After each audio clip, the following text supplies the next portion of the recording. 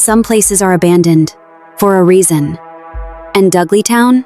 Locals don't just avoid it. They warn you to stay away or risk losing your mind. Deep in the woods of Cornwall, Connecticut, lies a place whispered about in ghost stories, YouTube videos, and urban legend forums alike. Dudleytown. A place so infamous for disappearances, madness, and curses that it's been nicknamed the town that eats people. But is there any truth to the horrors reported there? Or is Dudleytown just a case of mass paranoia, feeding on the fear of those who dare to enter? The story begins in the 1740s, when the Dudley family, allegedly descendants of English nobility, fled to America after being cursed in their homeland. According to legend, the curse began after Edmund Dudley was beheaded for treason during the reign of Henry VIII. The family's bloodline, it was said, would be plagued with death, insanity, and destruction. The Dudleys eventually settled in a quiet corner of northwestern Connecticut, building a small, isolated farming community that became known as Dudleytown. But the land, some claimed, rejected them from the start. The soil was rocky, the crops failed, and soon, the people began to disappear. Historical reports from the late 1700s into the 1800s describe a string of tragedies too frequent to ignore. One resident went mad and disappeared into the forest, never to be seen again. Another man hung himself in his barn after claiming he saw demons standing at his window. A woman was struck by lightning in broad daylight on a cloudless day. Entire families vanished without a trace, their cabins later found rotting and abandoned. Dinner still on the table. By the late 1800s, Dudleytown was effectively dead. The forest had reclaimed the land.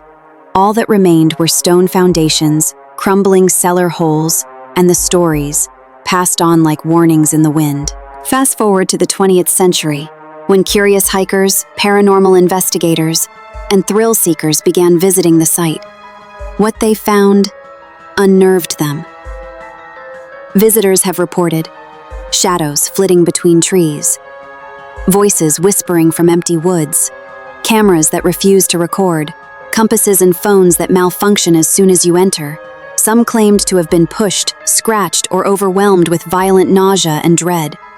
One hiker allegedly returned from a night in Dudleytown, delirious, unable to speak for days. Others never returned at all. Locals soon gave it a name: the town that eats people. In the 1990s and 2000s, so many people began trespassing in search of the supernatural that the land's current owners, the Dark Entry Forest Association, sealed off access completely. Dudleytown is now off-limits to the public. If you're caught trying to visit, you'll be arrested for trespassing. Even major paranormal shows have been denied filming permits. The owners insist it's to preserve nature and prevent vandalism. But others believe it's something far more chilling. What if they're hiding something? Skeptics say it's all folklore, that the Dudleytown curse is nothing more than a spooky story tied to misinterpreted history and isolated tragedies. They point out that some historical records don't support the curse timeline, that many deaths were exaggerated or unconfirmed. But here's the thing, even the skeptics don't go there. Even now, in 2025, the area is strangely quiet.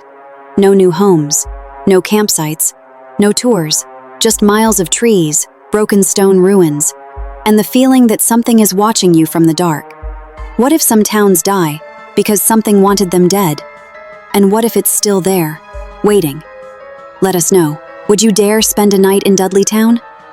Comment below, and if you're drawn to stories like this, don't forget to like, subscribe, and turn on notifications, because this ghost town may be abandoned, but its curse might still be hungry.